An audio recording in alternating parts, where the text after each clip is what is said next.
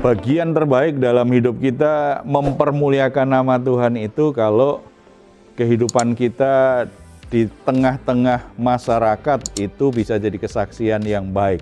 Oleh sebab itu, sebagai orang Kristen, kita mesti berani tampil beda.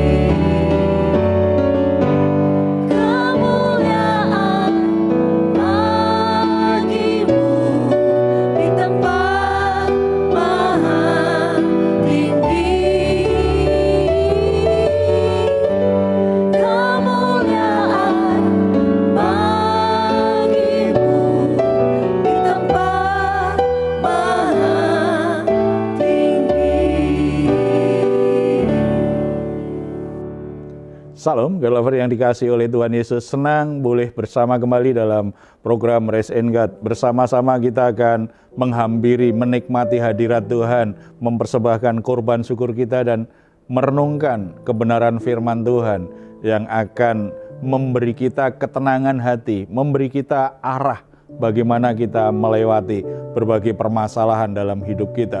Saudara-saudara yang dikasihi oleh Tuhan Yesus, Tuhan sangat peduli dengan apa yang terjadi dengan hidup kita, dengan masalah-masalah kita. Tuhan ingin kita bisa melewatinya dengan baik, dengan berkemenangan. Tuhan ingin hati kita tidak galau, tidak stres, tidak tertekan selama-lamanya. Oleh sebab itu Tuhan Yesus berkata kepada kita, "Marilah kepadaku semua yang letih lesu dan berbeban berat, aku akan memberi kelegaan kepadamu." Percaya janji Tuhan ini, ya dan amin. Layak kita percayai. Mari kita hampiri Dia dalam doa. Bapa di surga, kami ucap syukur karena anugerah-Mu luar biasa dalam hidup kami. Kami tidak pernah melangkah sendirian, apalagi ketika melewati pergumulan hidup, melewati masalah-masalah yang begitu berat untuk kami tanggung. Kami tahu kemana kami harus datang dan menemukan kelegaan, yaitu di dalam hadirat-Mu. Bapa, kami menyerahkan hidup kami menyerahkan semua permasalahan, semua beban berat kami kepadamu.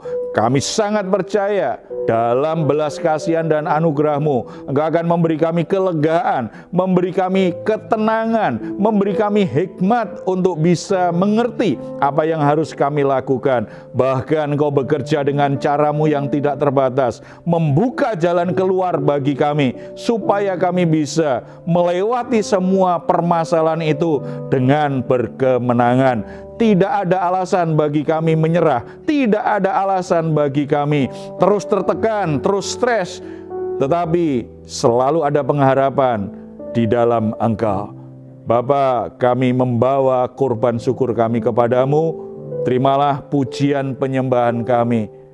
Hati-Mu kiranya disukakan atas pujian ini, dalam nama Tuhan Yesus. Amin.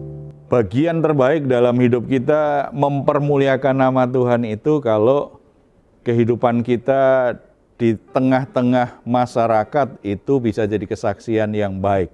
Oleh sebab itu, sebagai orang Kristen, kita mesti berani tampil beda.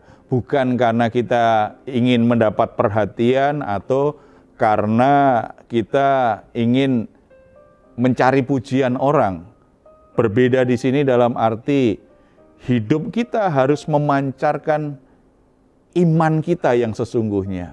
Hidup kita menjalani kebenaran firman Tuhan seperti yang sesungguhnya. Kehidupan baru kita itu sungguh-sungguh menjadi sebuah kenyataan hidup yang kita jalani hari-hari.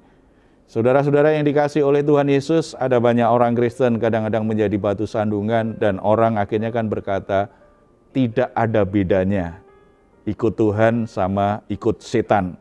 Tidak ada bedanya ke gereja atau enggak ke gereja. Itu tidak boleh terjadi. Karena Tuhan hadirkan kita di tengah-tengah dunia ini untuk membawa perbedaan. Dan perbedaan itu adalah perbedaan yang baik sebagaimana Tuhan rancang. Benar dan mulia di hadapan Tuhan. Kita akan sharing pentingnya kita bisa tampil beda di depan orang lain di dunia ini. Tapi sebelumnya saya ingin ada yang sharing karena ini tantangan kita semua. Kalau kita ingin ikut Tuhan, kadang-kadang ada banyak godaan yang jadi tekanan kepada kita. Sepertinya harus memaksa kita sama dengan orang-orang lain. Padahal kita tahu itu tidak sesuai dengan iman yang kita percayai. Tidak sesuai firman Tuhan yang kita sudah pahami. Siapa yang akan berbagi tentang pengalaman ini? Silakan. Mungkin saya. Ya, untuk tema kali ini berani tampil beda. Kebetulan saya punya cerita yang berkaitan, yaitu cerita ketika saya sedang bekerja di kantor. Saya punya 2 cerita sebetulnya. Ya, cerita yang pertama adalah ketika saya mengetahui bahwa ada teman saya yang mau mengambil barang perusahaan tanpa izin, tanpa meminta izin dulu terhadap atasan. Saya sudah peringatkan, tetapi dia bilang, sudahlah nanti kalau ketahuan saya balikin. Ya akhirnya saya laporkan ke atasan saya. Akhirnya saya laporkan ke atasan saya, karena saya tahu itu tindakan yang tidak benar. Dan saya melaporkan itu juga, dan juga ada juga teman saya yang sudah memperingatkan teman saya yang lain, kamu tidak takut memang kalau misalkan dia tahu dan pada akhirnya nanti dia marah sama kamu. Saya bilang saya tidak takut karena daripada saya maksudnya lebih baik saya dapat musuh, lebih baik saya kehilangan teman daripada saya kehilangan iman terhadap Tuhan, daripada saya kehilangan Tuhannya. Itu cerita yang pertama. Cerita yang kedua, ada juga pengalaman ketika supplier itu menelpon saya dan dia menawarkan, dia mempush lah, dia meyakinkan saya untuk menggolkan proyeknya dia dengan iming-iming tertentu dan saya tolak. Ketika saya tolak, dia berusaha untuk membujuk kembali dengan bilang, oh si A juga ini kok Pak, si A tuh teman Bapak juga saya kasih kok Pak, dia juga oke-oke aja. Oh saya bilang saya enggak Bu, saya enggak tertarik dengan yang seperti itu, saya bilang seperti itu. Dan pada akhirnya juga akhirnya ya puji Tuhan saya berhasil mempertahankan iman saya supaya tidak tergoda dengan yang ajakan yang seperti itu ya, dengan ajakan yang tidak baik atau berbuat curang seperti itu. Dan di situ ada rasa syukur yang luar biasa, ternyata saya bisa loh ya tampil beda, ternyata saya berhasil memberanikan diri. Ya kira-kira seperti itu Pak. Ya. Untuk tampil beda memang ada tantangan dan tekanan ya. Kadang-kadang ada perasaan takut, ada perasaan kehilangan teman, perasaan ditekan oleh teman, dimusuhin orang-orang sekitar gitu ya. Tetapi itu bagian dari proses iman kita. Kalau kita ingin ikut Tuhan Yesus memang ada saat tertentu, kondisi tertentu, di tempat tertentu. Kadangkala itu bisa terjadi dalam hidup kita. Makanya kalau serius ingin ikut Tuhan, siaplah untuk kehilangan teman kalau memang harus. Tetapi itu bukan keinginan kita. Karena kita memang harus meninggalkan hidup kita yang lama, nilai-nilai hidup yang lama, berubah dalam tampilan yang berbeda sesuai dengan kehendak Tuhan. Apa yang kita imani di dalam Tuhan Yesus. Kalau tidak ada keberanian seperti itu, maka orang akan berkata sama saja, ikut Tuhan sama enggak, sama saja. Kalau itu terjadi berarti kan kita tidak bisa jadi berkat, tidak bisa jadi terang, tidak bisa jadi kesaksian. Bukan itu kehendak Tuhan, karena Tuhan panggil kita untuk menerangi, untuk menggarami, untuk membawa perbedaan dunia ini menjadi lebih baik. Karena ada anak-anak Tuhan yang ada di dalamnya. Nah, bagaimana Pak? Kita sebagai umat Kristen harus berani tampil beda. Itu bagaimana tuh ya Pak? Ya kalau bicara berani itu sebenarnya memang keputusan ya. Kita semua memang harus berpikir gimana ya supaya saya berani kemudian siap menghadapi semua resiko ketika saya akhirnya memang harus tampil beda, berbeda dari orang lain. Dianggap aneh mungkin oleh orang lain, dianggap gila sama orang lain, dianggap konyol sama orang lain. Karena emang ada banyak nilai-nilai hidup dan gaya hidup kita berbeda dengan kebanyakan orang. Tetapi percayalah, itu bukan sesuatu yang aneh, itu sebuah perubahan yang lebih indah yang kita jalani. Kita akan buka Kejadian pasal 6 ayat 9 sampai 22. Kalau kita lihat panggilan Nuh ini Nuh memang tampil beda. Kita baca ayat yang 9. Inilah riwayat Nuh. Nuh adalah seorang yang benar dan tidak bercela di antara orang-orang sezamannya. Dan Nuh itu hidup bergaul dengan Allah. Apa yang membuat Nuh akhirnya mampu untuk hidup tidak bercela? Berarti berbeda dari orang dunia pada masa itu. Karena orang-orang di dunia masa itu sungguh-sungguh hidupnya dikuasai dosa luar biasa menjijikkan, membuat Tuhan sampai berkata, aku menyesal sudah menciptakan mereka semua. Dan Tuhan akhirnya memutuskan akan menghukum mereka, menghabisin mereka semua. Karena dosa yang begitu menjijikkan di mata Tuhan. Tetapi kenapa? Nuh itu hidup tidak bercela di hadapan Tuhan. Karena Nuh hidup bergaul dengan Tuhan. Karena Nuh hidup bergaul dengan Tuhan, maka Nuh tahu isi hati Tuhan. Hidup Nuh sangat dipengaruhi oleh Tuhan. Kita ini kan sangat terpengaruh, sangat dipengaruhi oleh seseorang yang dekat dengan kita.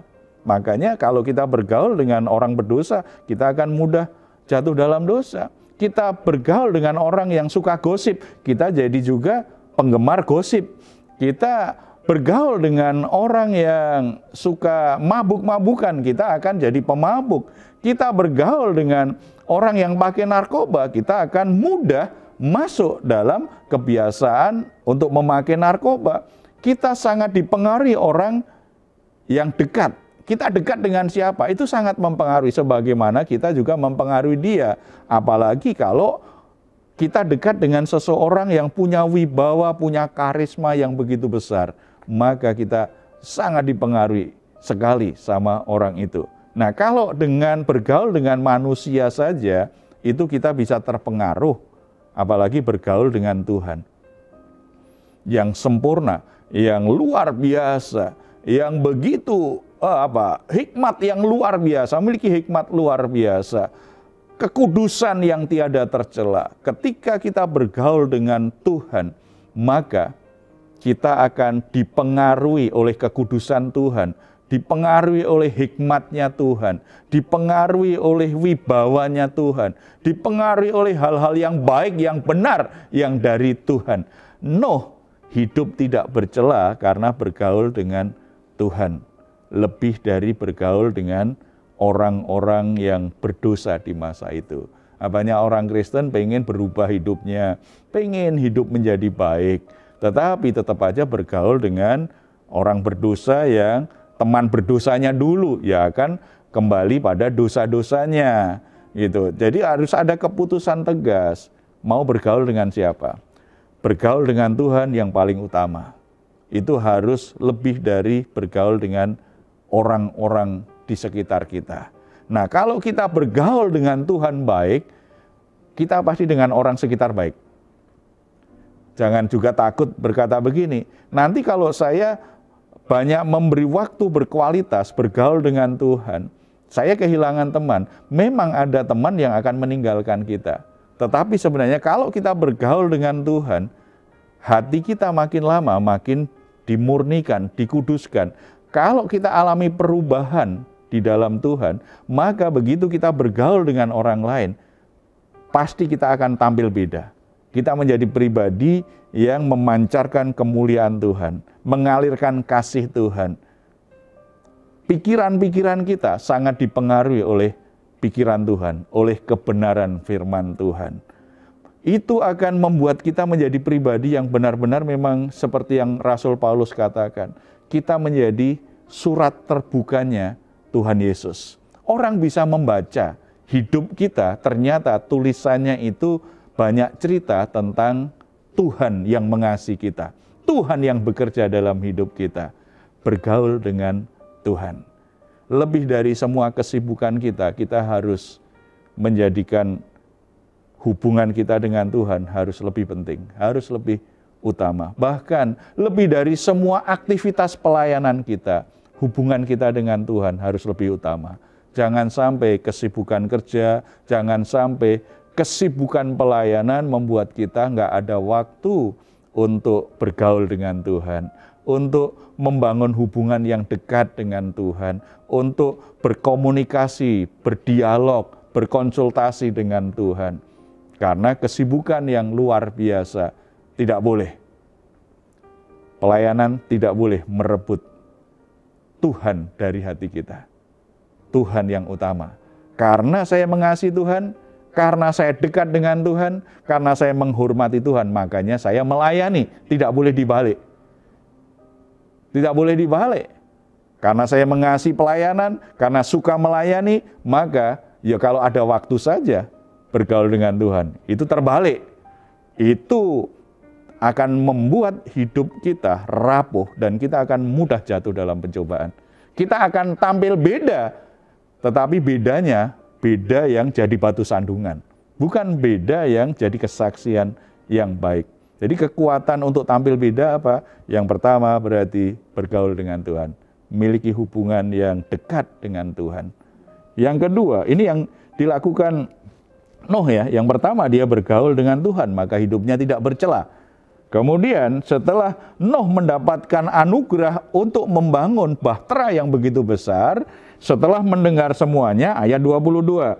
Lalu Nuh melakukan semuanya itu tepat seperti yang diperintahkan Allah kepadanya, demikianlah dilakukannya. Berarti Nuh ini pribadi yang memang punya ketaatan yang sangat murni di hadapan Tuhan.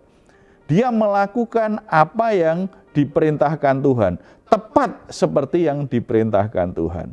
Nuh ini tipe orang yang imannya itu tulus. Jadi kalau beriman itu tidak menjadikan akalnya menjadi pertimbangan utama. Enggak, artinya yang Tuhan perintahkan kepada Nuh itu kan sesuatu yang tidak masuk akal. Di masa itu membangun bahtera, kapal yang begitu besar. Belum pernah satu kali pun orang membangun kapal begitu besar. Dan jangka waktunya begitu lama.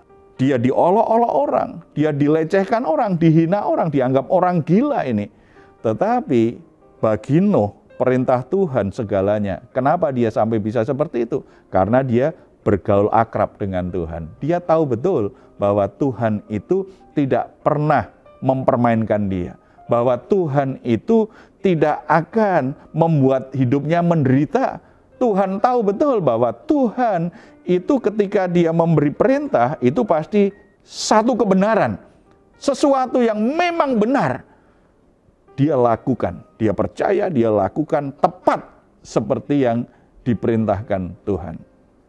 Saudara-saudara, kenapa kita sebagai orang Kristen kadang-kadang jadi batu sandungan? Kita milih-milih ayat yang kita anggap cocok untuk kita terapkan. Kalau kita anggap, wah ini nggak cocok, ini di lingkungan saya, kita nggak terapkan. Padahal kita sudah baca ayat itu berulang-ulang, kita sudah dengar khotbah berulang-ulang, karena kita anggap tidak cocok, maka kita nggak lakukan. Kita hanya melakukan yang kita anggap cocok, yang kita anggap masuk akal, yang kita anggap sesuai dengan keinginan kita. Maka ketika kita keluar dan bergaul dengan masyarakat, kita nggak bisa tampil beda, memancarkan kasih dan kemuliaan Tuhan.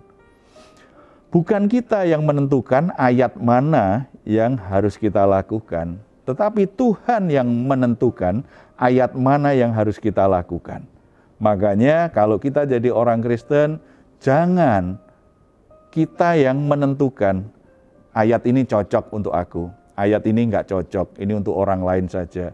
Jadi yang cocok-cocok untuk kita saja, yang akhirnya kita percayai, kita praktekkan, yang lain kita tidak praktekkan. Kita tidak bisa memilih-milih seperti itu, karena Dia adalah Tuhan, Dia adalah penguasa, Dia punya otoritas terbesar dalam hidup kita. Kita punya kewajiban untuk tunduk dan mentaatinya. Kalau ingin tampil beda, jadilah orang Kristen yang menjadikan Yesus Kristus Tuhan yang berdaulat penuh atas hidup kita. Bukan kita yang mengatur Tuhan. Ayatnya mana? Coba, kalau yang punya Alkitab nih, semakin sulit orang punya Alkitab yang bentuknya kayak saya begini, ya, bentuk buku ya. Ya.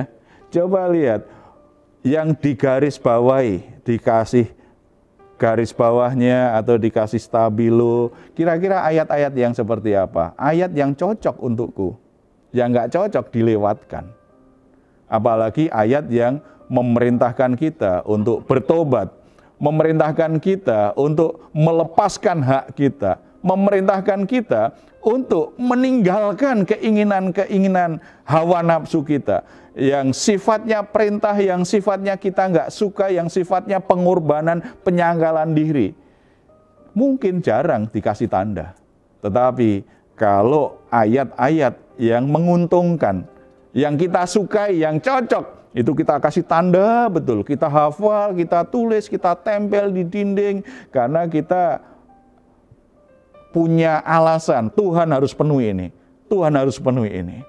Ini kan nggak fair sebenarnya dalam sebuah relasi, tetapi puji Tuhan Bapa kita di surga tetap aja punya belas kasihan dan kasih karunia kepada kita, tetap menuntun kita supaya kita jadi punya sikap yang benar. Jadi saudara-saudara, belajar mentaati Tuhan, supaya kita bisa tampil beda, tetapi beda yang sesuai dengan kehendak Tuhan.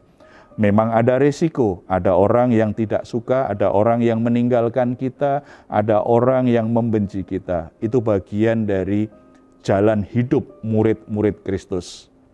Karena Tuhan kita juga dibenci, ditinggalkan, karena apa? Menjalani, menggenapi rencana Tuhan. Kita murid-muridnya seharusnya berani mengikuti jejak Tuhan, pikul salib, sampai kemuliaan Bapa di surga dinyatakan dalam hidup kita. Kita berdoa.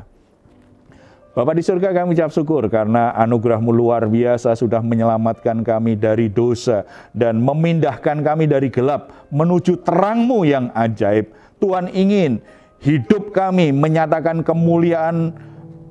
kemuliaan-Mu di tengah-tengah lingkungan, di tengah masyarakat di mana Tuhan tempatkan kami.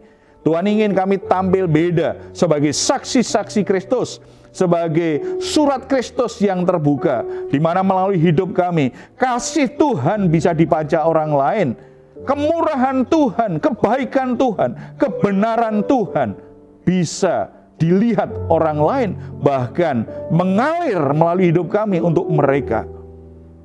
Tuhan ampuni kalau selama ini kami justru larut dengan pergaulan, kami takut kehilangan teman, kami takut ditinggalkan teman, kami takut dibenci orang lain, kami kompromi dengan dosa, kami kompromi dengan dunia ini, sehingga tidak ada bedanya dengan orang-orang yang belum ditebus. Tuhan ampuni kami, biarlah kebenaran firman Tuhan ini kembali mendorong kami untuk berkomitmen dimanapun kami berada. Kami tampil beda untuk memberi kesaksian. Kami tampil beda untuk memancarkan kasih-Mu, memancarkan kebenaran-Mu. Beri hati yang teguh, hati yang berani, hati yang tidak mudah takut dan menyerah. Walaupun ada tekanan, ada permusuhan, akan kehilangan, tetapi kami tetap teguh seperti Nuh yang tetap menjaga hidupnya tidak tercela di hadapan-Mu karena bergaul dan memiliki hati yang tunduk, yang taat kepada-Mu. Terima kasih Bapa di surga, Engkau sudah ingatkan kami, Engkau sudah tegur kami semuanya. Tuhan berkati anak-anak-Mu yang bergabung dengan program ini, dimanapun mereka berada. Dimanapun mereka Tuhan tempatkan, jadikan mereka berkat bagi orang-orang di sekitarnya. Keluarga-keluarga Kristen dimanapun Tuhan tempatkan, biarlah mereka juga jadi kesaksian yang baik bagi tetangganya. Jadi berkat, membawa dampak yang positif bagi lingkungan di mana mereka tinggal. Anak-anak-Mu yang Tuhan tempatkan dalam satu perusahaan, dalam satu lembaga, dalam satu dunia kerja tertentu, biarlah mereka juga berani tampil beda. Tuhan sertai, Tuhan berkati, supaya kehadiran mereka di tempat pekerjaannya itu juga membawa perubahan, mendatangkan sesuatu yang baik, yang mendatangkan kebaikan dan kemuliaan yang dari Tuhan. Demikian juga kehadiran gereja Tuhan dimanapun berada. Tuhan tempatkan di satu wilayah tertentu, biarlah gerejamu hadir, boleh menjadi berkat bagi lingkungannya, bagi orang-orang yang ada, yang berada di dekat gerejamu berada, sehingga nama Tuhan boleh dimuliakan, kasih Tuhan boleh dibagikan kepada orang-orang di sekitarnya. Gerejamu sungguh-sungguh jadi kesaksian yang nyata bahwa Tuhan yang kami sembah itu Tuhan yang penuh kasih karunia, Tuhan yang penuh dengan kebenaran, Tuhan yang layak dipuji dan disembah. Terima kasih Bapak. Tuhan juga berkati anak-anak muda yang kuliah, yang sekolah dimanapun berada. Biarlah mereka juga boleh membawa perubahan, tampil beda, menjadi saksi-saksi Kristus melalui kehadiran mereka. Ada sesuatu yang baik, ada sesuatu yang membuat banyak orang semakin dicelikkan matanya bahwa Yesus Kristus adalah Tuhan dan Juru Selamat yang layak dipuji dan disembah. Demikian juga untuk anak-anakmu yang Tuhan beri kesempatan untuk masuk di pemerintahan sebagai pejabat apapun Tuhan.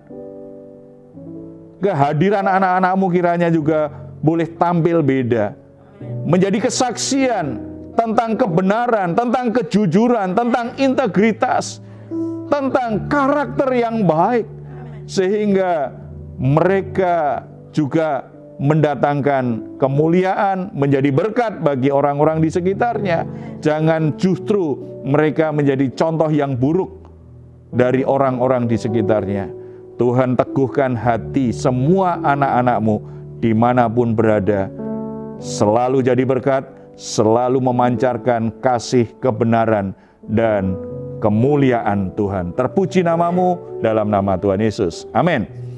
Saudara-saudara, luar biasa karena dalam Yesus Kristus Tuhan sudah menuliskan karyanya yang luar biasa dalam hidup kita. Dan Tuhan ingin tampilkan kita supaya orang-orang yang kita temui bisa membaca hidup kita yang ditulisi oleh kasih, kuasa, dan kebenaran Tuhan.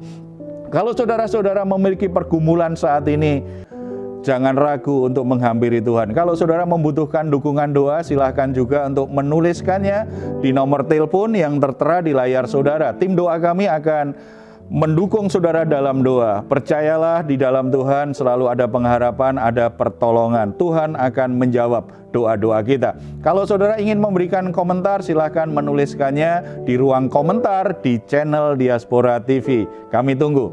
Mazmur 4 ayat 8-9. Engkau telah memberikan sukacita kepadaku lebih banyak daripada mereka ketika mereka kelimpahan gandum dan anggur. Dengan tentram aku mau membaringkan diri, lalu segera tidur, sebab hanya Engkaulah ya Tuhan yang membiarkan aku diam dengan aman. Puji Tuhan, selamat malam, selamat beristirahat. Tuhan Yesus memberkati kita semuanya. Salam.